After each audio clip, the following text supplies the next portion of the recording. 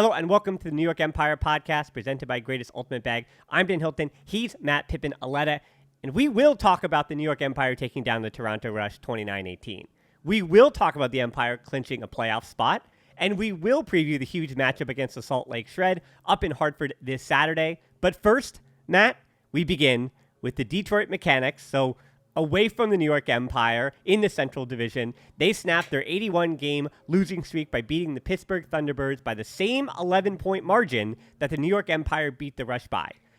If you've been living under a rock or don't watch UFA at all, their last win, April 29th, 2017, against the Chicago Wildfire, 2,611 days prior. Ben Yacht was 5 weeks away from making his Empire debut.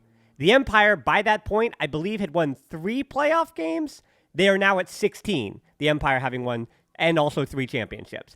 Terry Gaither, who was huge in that game with 6 goals, an assist, and a block, he had yet to debut for the Alley Cats. Not even the Mechanics, where he has been for the last 4 seasons, but he had yet to debut for the Alley Cats, who he played for in 2018. And Jake Felton, who led Detroit with 9 assists and over 800 yards, was either in the 6th or 7th grade. So congrats to Brent Steep and the whole team. It must be said, as we talked about before, winning it all is the hardest thing to do in the sport, but losing week after week is much, much harder than winning half of your games. There are just so many things I could say. It's wild that they lost for that long. It's wild that they finally won in blowout fashion. Yeah, this was way more exciting to me than the Empire game. Sorry, New York and Toronto. I started getting text messages. It was like Detroit up 5, into the third quarter. And I immediately stopped what I was doing and I put it on. I mean, and then there were, some Empire guys, we were texting. People were invested in this. People wanted it to happen. They wanted the streak to finally be broken. It's a feel-good story. I keep smiling. You kept listing all those different parameters of what happened in 2017 or where people were. And in my head, I was like, is he going to say someone was 5 years old? And that's how long it seems, even though the math doesn't quite add up on that.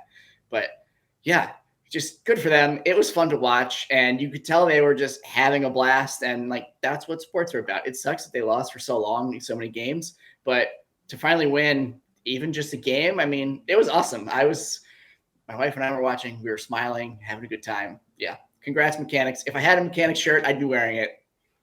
Yeah, I mean, if they do repeat that losing streak again, we're going to be in 2031, and most of the Ben Yacht group, they're going to be near 40 years old at that point. So there are generations of Detroit Mechanics players to come through prior to a next potential loss. And who even knows? I mean, with the last time, again, that they won a game, Portland didn't have a team. Colorado didn't have a team. Salt Lake didn't have a team, who we're about to talk about. Jacksonville Tampa Bay, but Jacksonville still had a team. Just going through the list, I mean, the Boston did not have a team yet, so the league had an entirely different look, and it's a mark this season that, as we're going to get into parity now, because we're going to transition to the Empire game, with Detroit's win and also Atlanta's win over Carolina, ending their undefeated streak, or undefeated season, I should say. Everybody in the league now has a win and a loss for the first time in a long time. Because, again, the Empire have gone undefeated 3 of the last 5 seasons. So this is the first time that we're really seeing parity. Which streak is more impressive? The Empire winning all those games, or Detroit just somehow losing that many? It's funny because we actually had this discussion with Charlie Eisenhood and Keith Rayner up in the booth to a similar degree about how often we're actually starting on a fun tangent because that's what podcasts are about, and then we'll get into the Empire stuff. But the question I posed the Empire game was a snooze fest. No one cares. I know, we'll get to it. No one cares except the people who played in it. I'm sure Mike and Ryan Dross are listening, hoping we mention them. So Mike, Ryan, you guys are still good at Frisbee. Congratulations. Moving on. We'll get to Which streak was more important? Well, the question I asked was how often in all of Ultimate, that's across the UFA or even the PUL, the WL, or high-level club. We're really talking about the high-level stuff, not necessarily like sectional-level club or regional-level club where I play. But at the top levels, how often does the better team win? And Charlie and I kind of agreed on somewhere between 80 and 85% the better team wins. So I think as far as what's more impressive, I think the Empire to win every game like that is more impressive when everyone's giving you your best shot, because it is kind of a bummer in high level ultimate that if you have a radically, on paper at least, worse team, you are going to lose like 80 to 85% of the time. And if the talent disparity is so great, as it kind of has been with Detroit's rosters over the years, with the exception of the one or two random games when we saw Johnny Bansfield and Mac Hecht had showed up, and all of a sudden you're like, wait a second, on paper, Detroit might have a chance here, and then it winds up not working out for them. So they knew going in they were going to lose 80 to 85% of the time, and over 7 years, that other 15% never happened for them just because of the talent disparity. So I actually do think that the Empire winning streak is harder because, again, you're getting other teams' best chances, and the talent on paper sometimes wasn't as far away as it seemed like the mechanics talent disparity was every game for 7 years. I guess so, but the Central Division also hasn't exactly been a powerhouse top to bottom. So you would think that they would just find a way to win at some point with some iteration of players. And the streak was more than twice as long, too. That's the thing. It's not like it was, streak was 31 games compared to like 35 games or something like that. No, it was massive. It was just so long. You would think also, played in a few bad weather games where, the weather kind of evens things out, or, fluke here and there. And next thing you know, the game's real tight and maybe the worst team does win. You would think also that would have maybe happened once or twice, especially when they were playing one of the other weaker teams in the division. And it just never did. Well, I would say continuity is part of that too. I think we're learning in the UFA that keeping a core together and building on those things, I think are quite helpful to creating continuity from season to season, and does make the next season's games easier. So Detroit, if anything, you looked at their roster from year to year, not having that continuity. In Portland, over the last two seasons, you're kind of seeing that as well, that Portland just hasn't had that continuity, and so they're failing to win games. And now this season, they have had some young players and talent, and so the real question around the league continues to be, can you retain your best players? And even Toronto, again, I'm finally getting this over to the game here. Toronto, because of the Team Canada stuff this year coming up, they were unable to get commitments from Ty Barbieri and James Lewis and Wilkie Lewis, and Mike McKenzie, who were four of their top 6 players on paper last season. If you just count James Lewis, Barbieri, and Mike McKenzie, those were your 3 highest plus-minus players last season.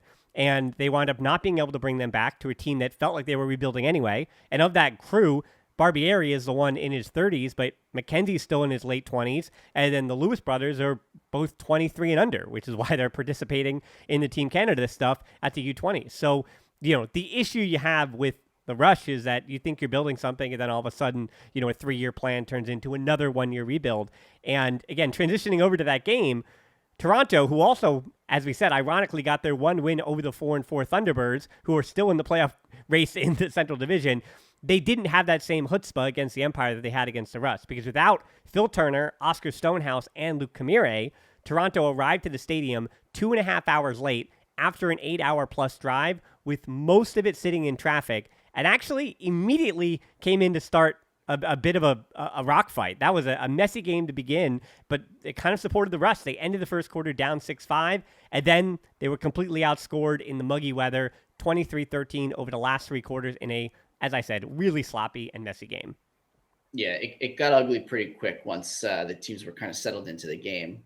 I guess the continuity is an important aspect. I mean, when you look at Boston the last few years compared to this year, I mean, they are clearly having the success of most of their players being there and available week to week with the additions of some great players. And now they're atop the division.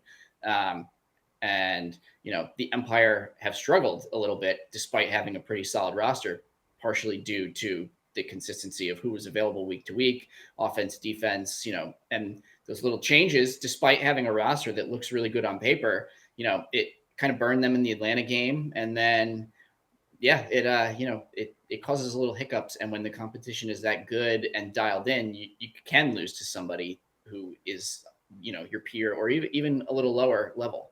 So, and that, moving forward, hopefully the Empire are in a position where the consistency will be, nice and smooth from here on out. Maybe just a steady incline as we move towards the playoffs, because they have some really big games coming up. I mean, the schedule basically, they're in the playoffs. They're likely going to have to play the first round game. To win the championship at this point, you're talking about, I think, 6 straight games against playoff competition. So, I mean, they don't need to win all the regular season games, but it's a true test of how good they are going to end up being this year. Well, the last team to beat the Empire in the playoffs was the Carolina Flyers, who did show us in 2021 that if you can peak at the right time, if you are one of those top championship contenders and you peak at the right time, it all works out for you.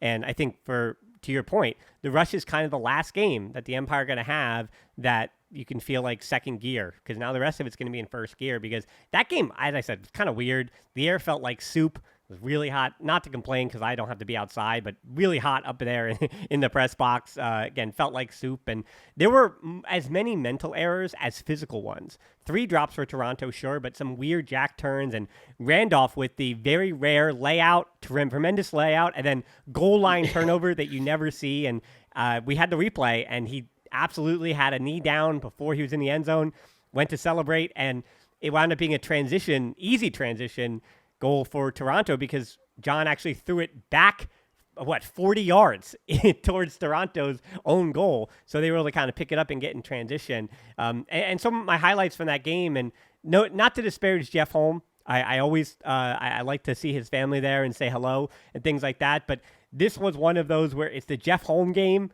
To me, I say no Charles Weinberg, who is usually a guy we talk about. So Jeff Holm went for 4 goals, 4 assists, 339 total yards. And if not Holm, it was the Chartok brothers. Back-to-back +8s for Elliott, 4 goals, 4 assists, and a +7 for Oliver. 3 goals, 4 assists, and 359 total yards. And then Randolph, 358 total yards with a goal, 4 assists, and a block playing on the O-line, while Jack had a team-high 493 yards with 2 goals, 2 assists, 1 block, 4 hockey assists, and 3 turns, kind of being a part of everything.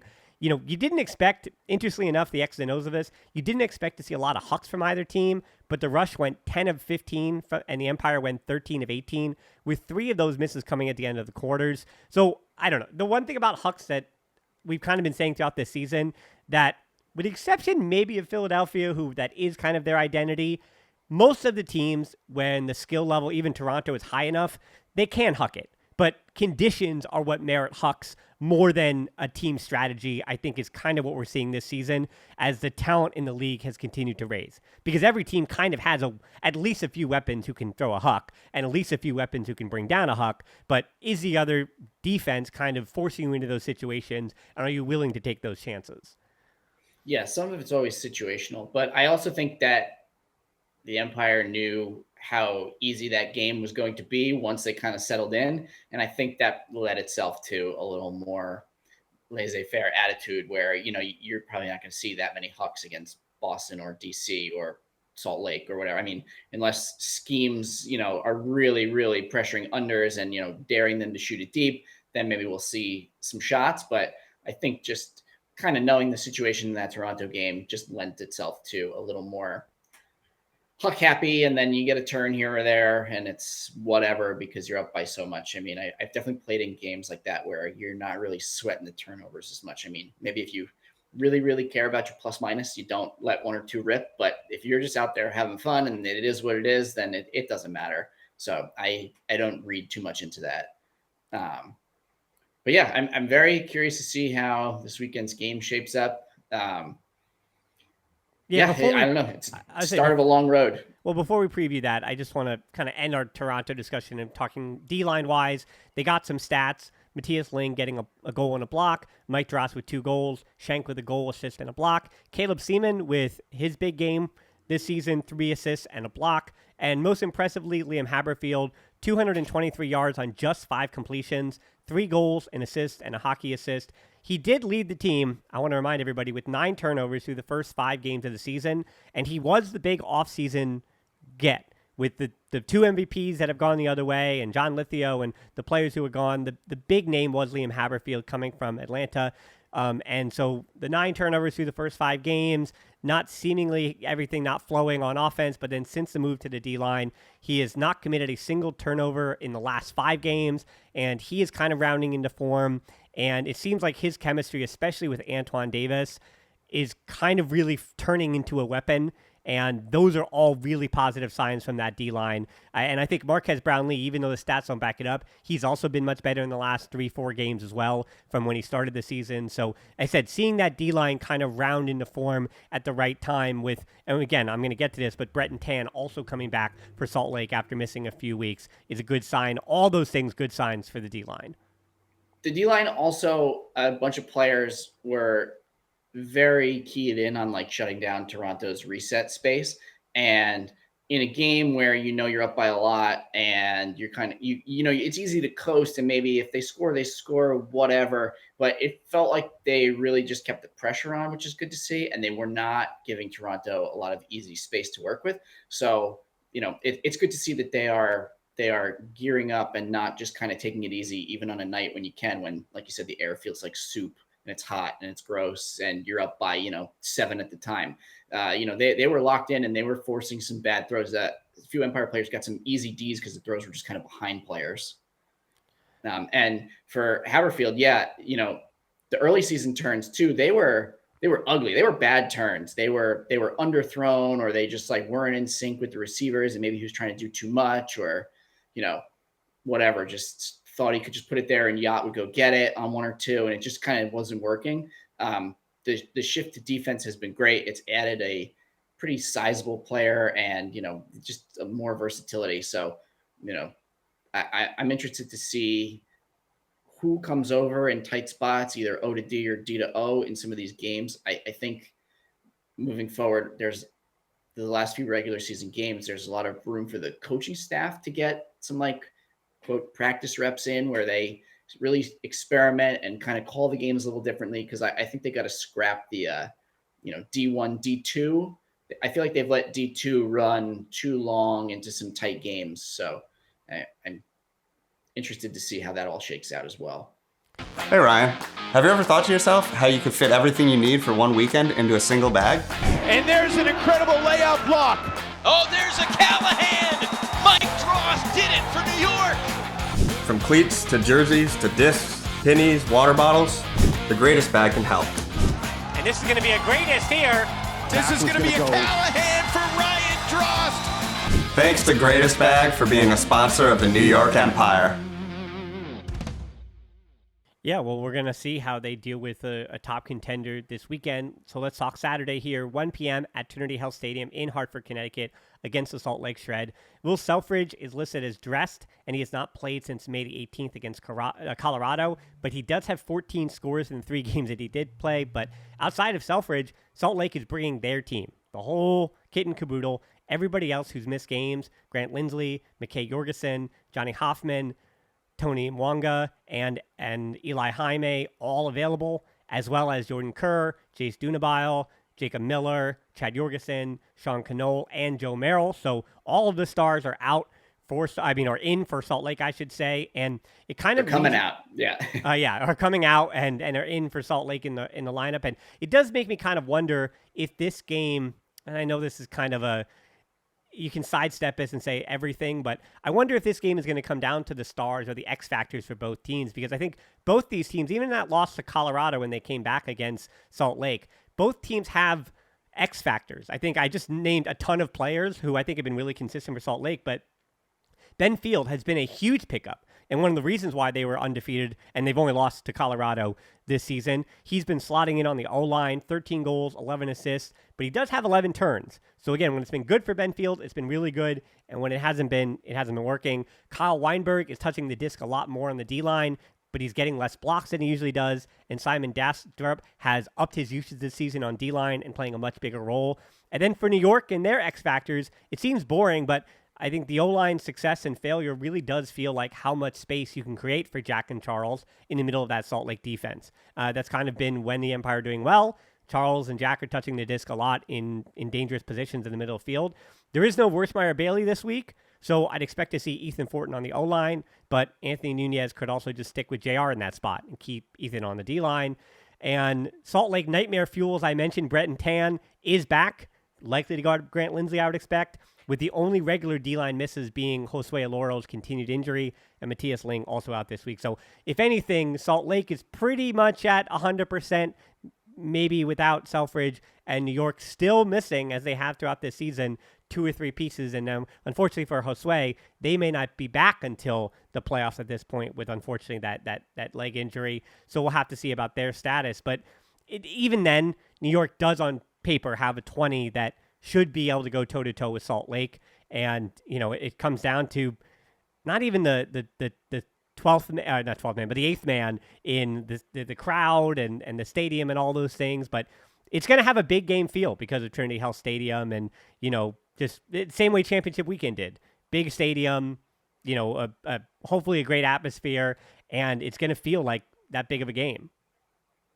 Yeah, I mean, it is a big game. I mean, it's a huge chance to preview a potential championship weekend contender, championship contender, if the Empire can get there. And even if they can, it's great preparation for their game against Minnesota, their game against DC, and then whoever they end up seeing in the playoffs, either round 1, round 2, whatever, DC, Boston again. I think I am most interested in seeing how the game is called more than anything, because I know that Empire is loaded with great players. Just because a few huge contributors from the last years are gone, we've talked about that plenty. They are still just as talented as most of these other teams. It's not a talent issue. It's more just like how everything fits together, how they have like gelled over the last few weeks. The Chartox have looked great. Oliver has been really great. I'm curious to see how they call the game. Like, will Yacht and Jack, or maybe Oliver, will they play a few deep points earlier in the game? Will JR come over early? Will Ethan play offense? Will he bounce back and forth depending on the situation? Will they run a D2 line for the first, quarter or half or whatever? Or will they run mostly D1 with either an O-liner, playing a rep or 2 here and there? Will they just kind of filter through as needed? I mean, they've run a D2 where they put, Mike Drost or just really anybody. They've put some people who I think would be better suited just filling in and bolstering D1 and keeping that line as strong as possible over and over and over and over. And also Empire hasn't handled the end of quarter situations very well this year. I mean, you lose Jeff Babbitt, who is just like a cheat code at end of quarters. That's bound to happen. There are bound to be some growing pains, but I still feel like they haven't figured that out very well. This is a good opportunity. Make the most of these end of quarter situations, either offensively, defensively. Even if you're not taking a shot and scoring, like, run out the clock. Don't botch it with 15 seconds left and let the other team take a good shot that you're then undermanned for going the other way. They're just a lot of little things. I'm very curious to see all the nuances of the game. Like, the Empire stars have shown up the last few weeks against good teams and against some of the easier wins. I mean, they've shown that they know they need to take over now. So I'm not as worried about that. I'm more, it's all the little details. That'll be what is most enjoyable for me to kind of see how it all shakes out. Well, I know that Swing Passes Adam Ruffner does occasionally listen to our show, so hopefully he's made it this far in, so I can ask to that point about end quarter situations. I would love to see some advanced metrics on the success rate of playoff teams, because again, the Empire, not say we didn't even look at that, but I mean, they, with Jeff Babbitt in tow for the last 7 years prior to this one, they won 85% of either got a D, or the opposition doesn't lead to anything, or they wound up getting the goal in, what would you say, 75, or definitely more than 75, 85 to 90%. It felt like it. Even when Empire didn't score, at least they weren't getting scored on. So right. You could view it as like a neutral or a positive. There's no way, like, it wasn't skewing even remotely close to negative. So yeah, I mean, and I'd love to see the metrics around the whole league. I mean, what is the league average, and then what is the average for the playoff teams? Because to your point, it does feel like playoff teams at the moment, Colorado is not in the picture, but Colorado does tend to win a bunch of those, and then they make their mistakes in the regular course of play when the clock is moving. And Oakland is one of those weird teams that seems to win a lot, but are they? You know what I mean? Like, you see the highlights, and then you watch the whole game, and like, maybe it's still just 50-50 for them. So I would love to see those metrics over the course of the year, because, yeah, I mean, just based on the vibes, it doesn't feel like the Empire have won 50%. And in the playoffs, they're going to have to win at least, because when the margins are so slim, winning those 4 extra opportunities, if you want to call them that, especially against DC, because that is what these games against DC over the last, even when the Empire were going undefeated. The last forever. Even back as like 2015, I think that's what it always felt like. Yeah, I mean, maybe 16, but yeah, just forever. Was it? Yeah, I think you've already told the Lloyd Blake story before, and I mean, and then there was the timeout in double overtime. And then the buzzer beater with Ben Yacht. Yeah, there's so many moments with DC. And then Minnesota, that's another team that there's a lot of buzzer beater situations for them. It happens over the seasons. And again, the Empire not looking too far ahead of the playoffs, but yeah, it's either DC or Boston.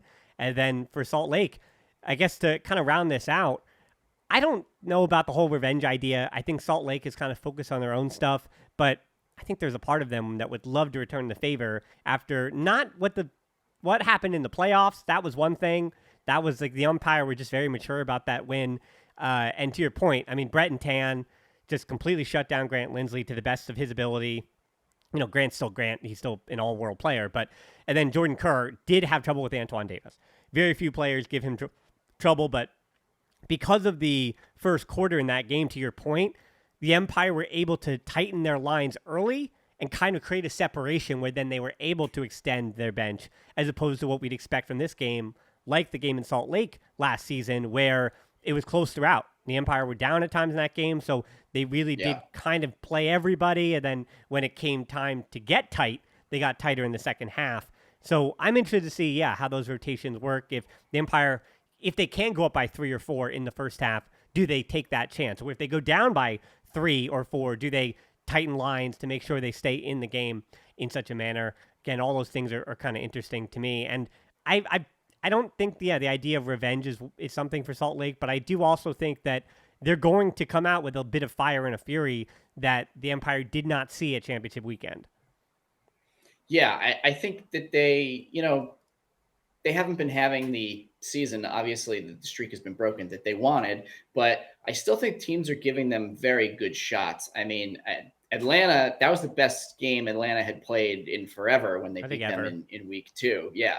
I mean, Atlanta looked like they could have won a championship that day. Absolutely. Mm-hmm. They could have run the table with anybody if they played like that. So I do think that teams are still giving them a lot of trouble, and they're getting up for it. And, just because Boston and DC might be ahead of them in the standings currently, I think Salt Lake, from across the country is probably still looking at it and thinking like, this might be the team to beat.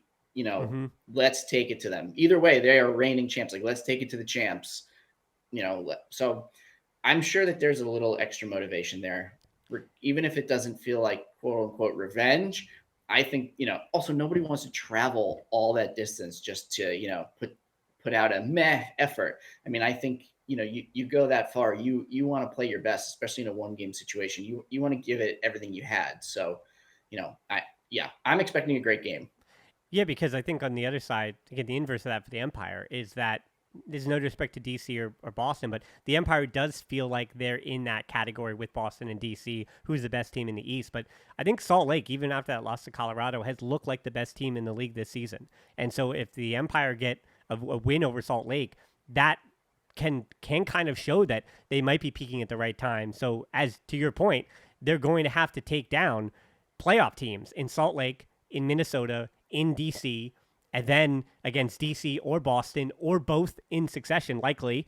And then you've got to potentially go to championship weekend. So to your point, they've got nothing but the best that the UFA has to offer now, from now until potentially they're either out of the playoffs or holding the championship again. And, it is such an odd thing that this Salt Lake, it does really feel like, and I think the Empire would have wanted this with their schedule. This feels like playoff time now, with still a month left in the regular season. I think that's exactly what they would have wanted. And to your point, just looking at who should be available, they basically have their team now. Everybody seems to be back.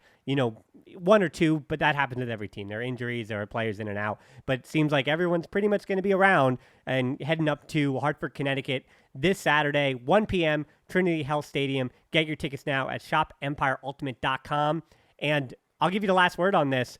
What do you think is the biggest key to this game for an Empire victory against Salt Lake?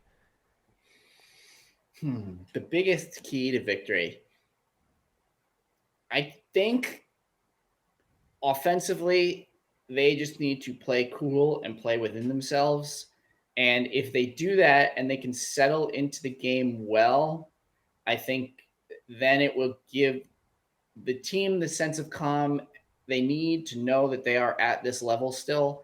And then, then you can experiment with pulling a guy on defense. You can, whatever, you really relish those break chances. If you, go down a few early and then you get your breaks, it doesn't feel as amazing sometimes as a team. It's like, okay, good, we got one back. And, you're super excited that you got the break, you got one back, you got a D, maybe you personally scored the break. Sure, you're excited, but, it's a little harder to overcome. I think if they can play really calm and cool and play championship caliber offense early, I think that will lend itself to everything else the team needs. And then when that break comes and, maybe you take the 1-goal lead or however it shakes out, I think it can snowball from there. And I think they can really not run away with it, but, I think they can do the things a championship team can do.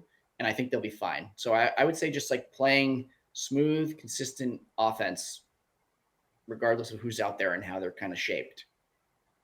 Yeah, I agree with that. Yeah, I think oddly enough, very much like we've seen with DC and Boston and New York, all three of them this season, if the game is actually kind of boring, it does support the East Division teams, because looking at the scores against and scores for, the pace of those East Division games are slower, but again, they also kind of support the East Division teams. So if it becomes a shootout, that might actually support Salt Lake. So we'll have to see what happens up there. Again, Trinity Health Stadium, 1 p.m., Hartford, Connecticut on Saturday. Get your tickets now at shopempireultimate.com. And of course, we'll see you there.